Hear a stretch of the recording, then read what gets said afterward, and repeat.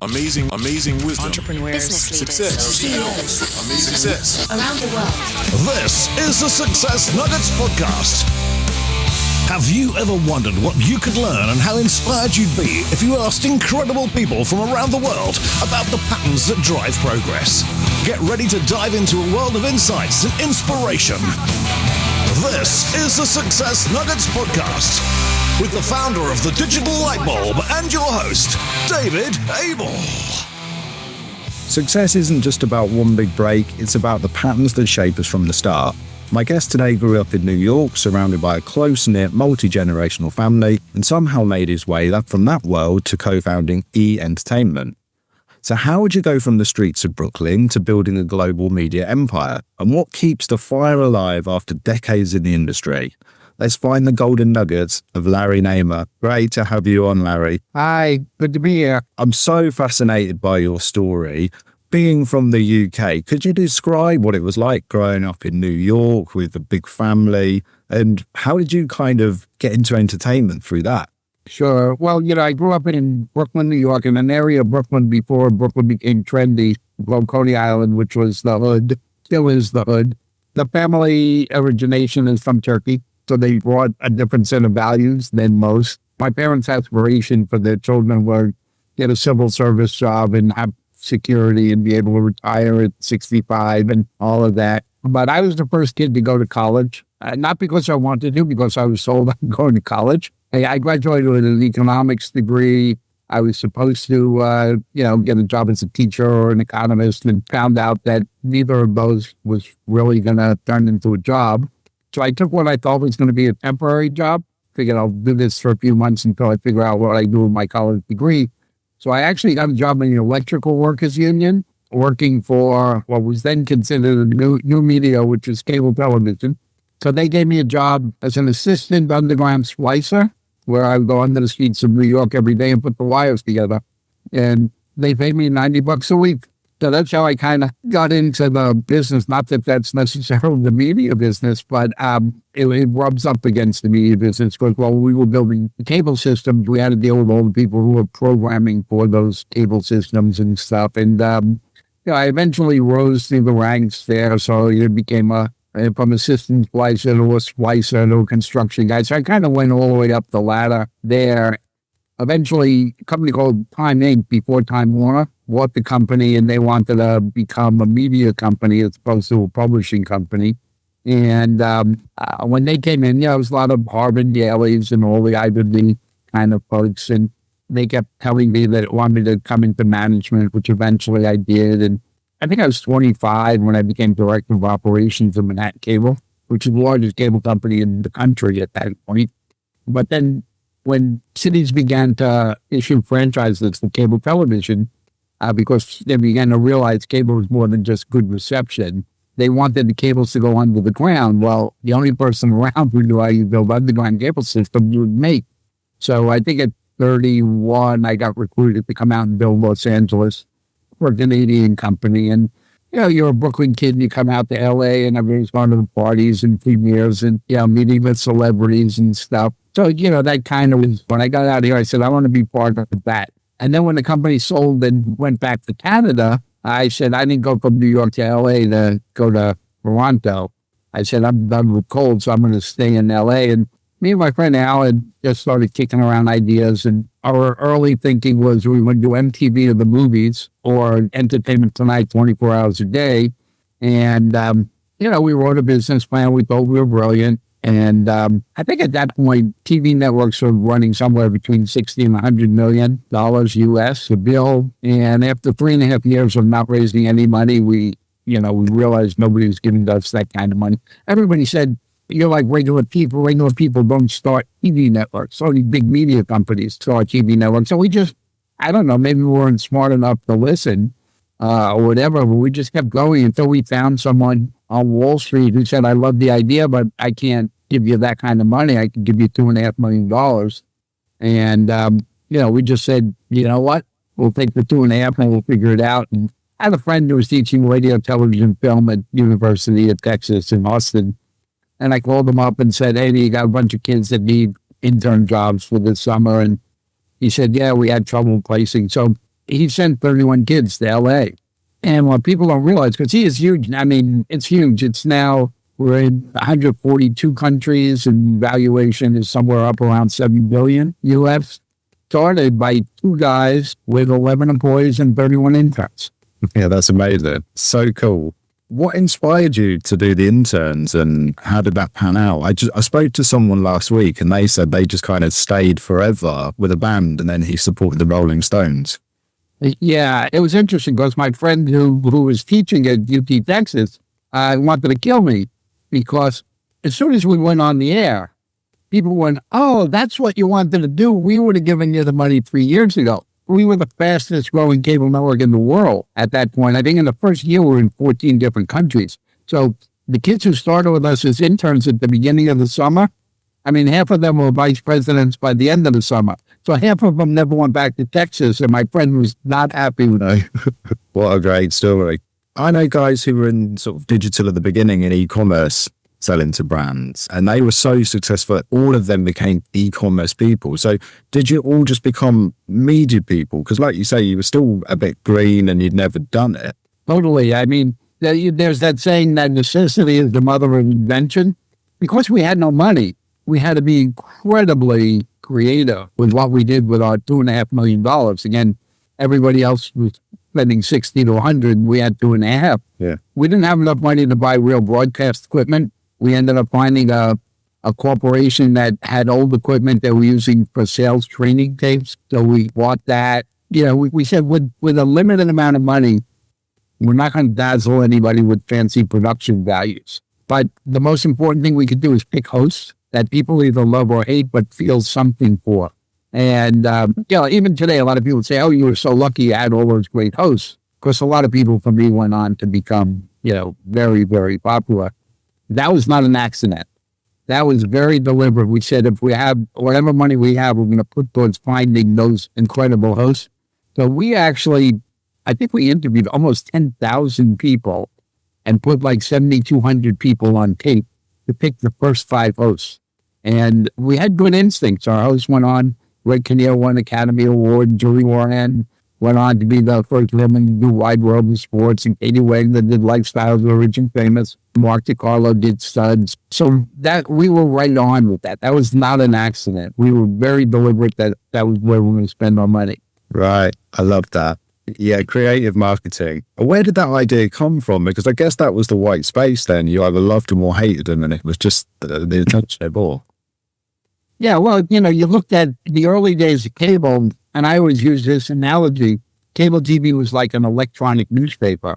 And I said, okay, so CNN is the headline, ESPN is the sports pages. What was missing was the second most read section of any Sunday newspaper, which was the entertainment pages. You know, for us, it was clear as day. You know, and we said, this has the ability to be bigger than just about any cable network out there. I mean, when you look at people in different countries are not necessarily interested in the news in the U.S. And, you know, who cares about the Weather Channel in the U.S. if you live in London and stuff like that? We said, but interest in celebrities and celebrity life is a universal thing. People hold the Hollywood stars on a pedestal. And so we always thought of it as having tremendous opportunity outside the U.S. as well as inside the U.S. Thank you for sharing that. That's such a great insight. I just love the approach on that. When you talk about equipment that you use, not being the big state-of-the-art cameras, you were talking recently about how, like, in the Far East now, everything is only used on mobile and the cost of production is a lot less these days. Yeah, I mean, I have a company, and my company in the U.S. is different than my company in China. But in China, we do TV, film, branded content, you know, immersive. We do a lot of AR and VR and stuff like that. But in the TV world, about 70% of the people that watch our stuff actually watch it on a cell phone.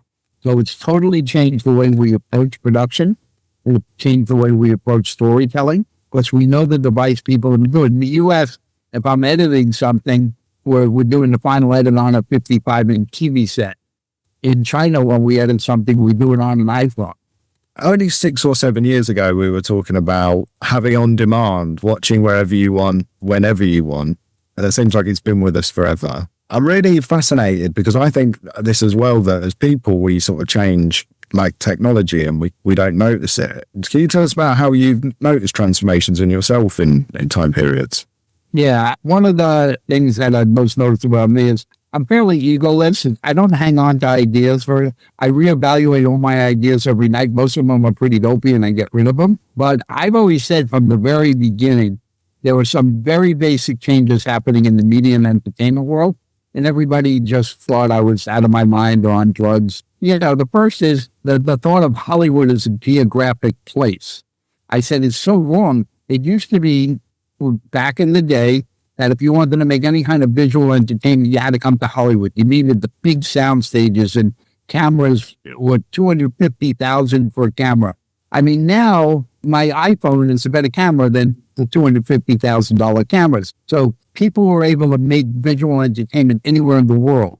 You don't have to come to Hollywood per se, but Hollywood is more of a measure of creativity. It's a measure of quality, but it's no longer the geographic center of the media world where you had to come. So, number one. Number two is, just technology. Like I say, cameras used to cost $250,000 and now you get an iPhone for free. So it's just made it anybody with talent and work ethic. And that's where a lot of people go wrong is they don't understand the work that goes into this to make visual entertainment. I mean, so it's totally changed. But I've always said there's a very simple equation. I mean, I ask people this question. Do you want to watch what you want to watch when you want to watch it on the device you want to watch it on? Or do you want to watch what NBC wants you to watch when they tell you that it's going to be on? We all know the answer to the question. If you're not stuck with tremendous overhead and investment in old technology, you know where it's going. So why not get there as quick as possible? What's the most fun you've ever had making a show? People always want me to say, obviously we've done tremendously well with it. I mean, the first real anchored TV show we did was called Top Soup, which, when we told people what we wanted to do, they went, Larry, you're crazy. You want to do a TV show that makes fun of TV shows. And, that show won 26 years. But, he obviously was a lot of fun and we had a great time and it just sped through. But I started doing stuff about a dozen years ago in China. And I wrote a comedy about the contradictions of modern Chinese life. Mm-hmm. And everybody says comedy is the hardest thing to do. And you certainly can never do it for a culture you didn't grow up in, a language you don't speak. So I created this comedy. It was the first time they ever allowed an American writer to be on national TV. And the show ended up going 72 episodes and got nominated at the Asia TV Awards. And we didn't win, but it was the only comedy from China that was nominated. And I said, how ironic is that the funniest TV show in China is written by a guy from Brooklyn? Yeah, that's a great sketch in itself. Yeah. If you could create any show now, there's no limits, what would you really want to make? Yeah, I'm actually doing one that I've had my head for a while. And actually it relates to, you guys in the UK. In the US, oddly enough, there are no women in late night television. It's all guys. And it's all the same show. It's all promotional. So Tom Cruise, tell me about your next movie. Boring. I don't, it's so tired. But I found this gal 8 years ago, living in London, homeless, mom with a kid, single mom. And you go to 8 years later, here she is living in the U.S., life coaching will.i.am and Steve Aoki. And so we built a talk show around her. She's a motivational speaker. She's now considered one of the top women motivational speaker. So we created this show. It's somewhere between an old show that was in the U.S. called Playboy After Dark. So it's Playboy After Dark meets Graham Norton. It's a much more free-form kind of show, but it's motivational, inspirational. It's not promotional.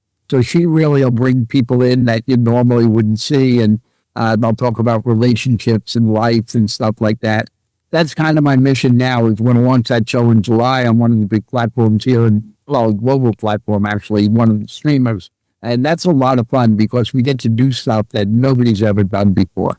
That's great. That's so inspiring. I love all of that. And she sounds like a fantastic person. And straight to you as well. for getting invested in that.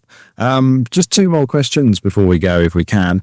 What patterns create progress?